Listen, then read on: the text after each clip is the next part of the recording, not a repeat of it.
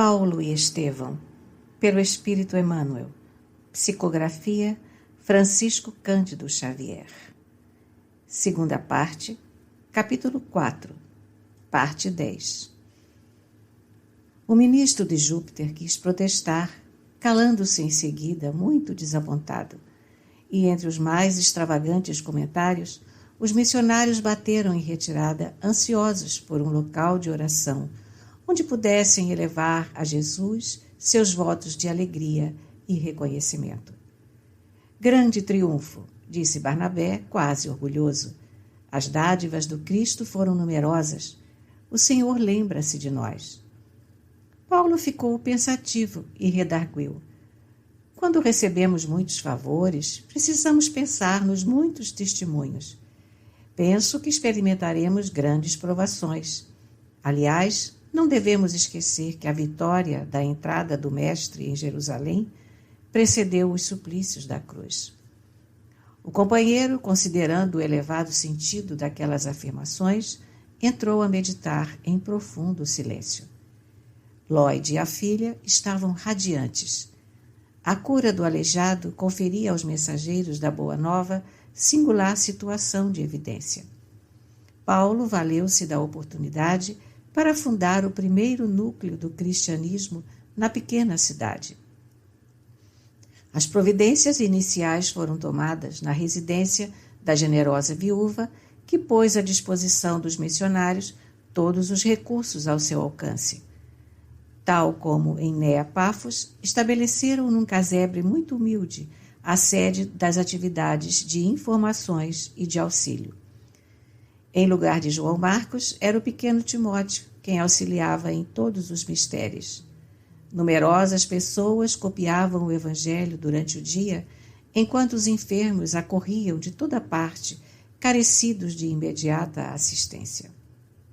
Não obstante tal êxito, crescia igualmente a animosidade de uns tantos contra a nova doutrina. Os poucos judeus de Listra deliberaram consultar as autoridades de Icônio relativamente aos dois desconhecidos. E foi isso o bastante para que se turvassem os horizontes. Os comissionários regressaram com um acervo de notícias ingratas. O caso de Tecla era pintado a cores negras. Paulo e Barnabé eram acusados de blasfemos, feiticeiros, ladrões e sedutores de mulheres honestas. Paulo, principalmente, era apresentado como revolucionário temível. O assunto em Listra foi discutido intramuros. Os administradores da cidade convidaram o sacerdote de Júpiter a entrar na campanha contra os embusteiros e, com a mesma facilidade com que haviam acreditado na sua condição de deuses, passaram todos a atribuir aos pregadores as maiores perversões. Combinaram-se providências criminosas, desde a chegada dos dois desconhecidos que falavam em nome de um novo profeta. Listra vivia sobressaltada por ideias diferentes. Era preciso coibir os abusos. A palavra de Paulo era audaciosa e requeria corretivo eficaz. Finalmente, deliberaram que o fogoso pregador fosse apedrejado na primeira ocasião que falasse em público. Ignorando o que se tramava, o apóstolo dos gentios, deixando Barnabé acamado por excesso de trabalho, fez-se acompanhar do pequeno Timóteo no sábado imediato ao entardecer. Foi até a praça pública, onde mais uma vez anunciou as verdades e promessas do Evangelho do Reino. O logradouro apresentava movimento invulgar. O pregador notou a presença de muitas fisionomias suspeitas e absolutamente desconhecidas. Todos lhe acompanhavam os mínimos gestos com evidente curiosidade. Com a máxima serenidade, subiu à tribuna e começou a falar das glórias eternas que o Senhor Jesus havia trazido à humanidade sofredora. No entanto, mal havia iniciado o sermão evangélico, quando aos gritos furiosos dos mais exaltados começaram a chover pedras em Barda. Paulo recordou subitamente a figura inesquecível de Estevão. Certo, o mestre lhe reservara o mesmo gênero de morte, para que se redimisse do mal infligido ao mártir da igreja de Jerusalém. Os pequenos e duros granizos caíam-lhe nos pés, no peito, na fronte. Sentiu o sangue a escorrer-lhe da cabeça ferida e ajoelhou-se, sem uma queixa, rogando a Jesus que o fortalecesse no angustioso transe. Nos primeiros momentos, Timóteo, aterrado, pôs-se a gritar, suplicando socorro. Mas um homem de braços atléticos aproxima-se cauto e murmura-lhe no ouvido: "Cala-te, se queres ser útil." "És tu, Gaio?" exclamou o pequeno de olhos lacrimosos, experimentando certo conforto em reconhecer um rosto amigo no pandemônio em que se via. "Sim", disse o outro baixinho, "aqui estou para socorrer o apóstolo. Não posso esquecer que ele curou minha mãe." E, olhando o movimento da turba criminosa, acrescentou: "Não temos tempo a perder. Não tardará que o levem ao monturo. Se tal se der, procura seguir-nos com um pouco de água. Se o missionário não sucumbir, prestarás os primeiros socorros até que eu consiga prevenir tua mãe." Separaram-se imediatamente. Ralado de aflição, o rapaz viu o pregador de joelhos, olhos fitos no céu, num transporte inesquecível. Filetes de sangue desciam-lhe da fronte fraturada. Em dado momento, a cabeça prendeu e o corpo tombou desamparado. A multidão parecia tomada de assombro, prevalecendo-se da situação em que não se observavam diretrizes prévias. Gaio insinuou-se, aproximou-se do apóstolo inerme, fez um gesto significativo para o povo e bradou: "O feiticeiro está morto." Sua figura gigantesca despertara as simpatias da turba inconsciente. Estrugiam aplausos. Os que haviam promovido o nefando atentado desapareceram. Gaio compreendeu que ninguém ousava assumir a responsabilidade individual. Em estranhas vibrações, bradavam os mais perversos: "Fora das portas, fora das portas, feiticeiro ao monturo, feiticeiro ao monturo." O amigo de Paulo, disfarçando a comiseração com gestos de ironia, falou à multidão satisfeita: "Levarei os despojos do bruxo." A turba fez um alarido ensurdecedor e Gaio procurou arrastar o missionário com a cautela possível.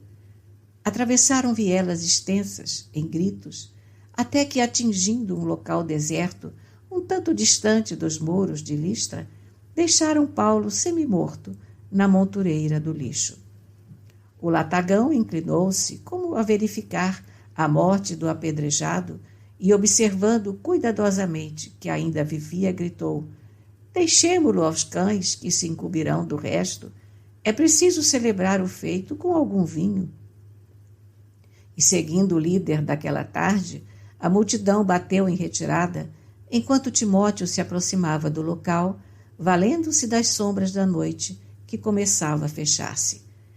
Correndo a um poço, não muito distante, e que se destinava à serventia pública, o pequeno encheu o gorro impermeável de água pura, prestando os primeiros socorros ao ferido. Banhado em lágrimas, notou que Paulo respirava com dificuldade, como se houvesse mergulhado em profundo desmaio. O jovem listrense assentou-se ao seu lado, banhou-lhe a testa ferida com extremos de carinho. Mais alguns minutos, e o apóstolo voltava a si para examinar a situação. Timóteo o informou de tudo. Muito compungido, Paulo agradeceu a Deus, pois reconhecia que somente a misericórdia do Altíssimo poderia ter operado o milagre por sequestrá-lo aos propósitos criminosos da turba inconsciente. Decorridas 2 horas, 3 vultos silenciosos aproximaram-se. Muito aflito, Barnabé deixara o leito, não obstante o estado febril, para acompanhar Lóide e Eunice, que, avisadas por Gaio, acorriam com os primeiros socorros. Todos renderam graças a Jesus, enquanto Paulo tomava pequena dose de vinho reconfortador. Organização espiritual poderosa apesar das sevícias físicas, o tecelão de Tarso levantou-se e regressou à casa com os amigos, levemente amparado por Barnabé, que lhe oferecera o braço amigo. O resto da noite passou-se em conversações carinhosas. Os dois emissários da Boa Nova temiam a agressão do povo às generosas senhoras que os haviam hospedado e socorrido. Era preciso partir para evitar maiores incômodos e complicações. Em vão, a palavra de Lloyd se fez ouvir, procurando dissuadir os pregoeiros do Cristo. Debalde, Timóteo beijou as mãos de Paulo e lhe pediu que não partisse. Receosos de mais tristes consequências, depois de coordenarem as instruções necessárias à igreja nascente, transpuseram as portas da cidade ao amanhecer, em direção a Derbe, que ficava algo distante. Depois de penosa caminhada, atingiram o novo setor de trabalho, onde haveriam de estagiar mais de um ano. Embora entregues ao trabalho manual, com que ganhavam o pão da vida, os dois companheiros precisaram de 6 meses para restabelecer a saúde comprometida. Como tecelão e oleiro anônimos, Paulo e Barnabé deixaram-se ficar em Derbe longo tempo, sem despertar a curiosidade pública. Só depois de refeitos dos abalos sofridos, recomeçaram a boa nova no reino de Jesus. Visitando os arredores, provocaram grande interesse da gente simples pelo Evangelho da Redenção. Pequenas comunidades cristãs foram fundadas em ambiente de muitas alegrias. Após muito tempo de labor, resolveram regressar ao núcleo original do seu esforço. Vencendo etapas difíceis, visitaram e encorajaram todos os irmãos escalonados nas diversas regiões da Licaônia, Pisídia e Panfilha. De Perge desceram a Atália, de onde embarcaram com destino a Seleucia e dali ganharam Antioquia. Ambos haviam experimentado a dificuldade dos serviços mais rudes. Muita vez se viram perplexos com os problemas intricados da empresa. Em troca da dedicação fraternal, haviam recebido remoques, açoites e acusações pérfidas. Contudo, através do abatimento físico e dos gilvazes, irradiavam ondas invisíveis de intenso júbilo espiritual. É que entre os espinhos da estrada escabrosa, os dois companheiros desassombrados mantinham ereta a cruz divina e consoladora, espalhando a mancheias as sementes benditas do Evangelho de Redenção.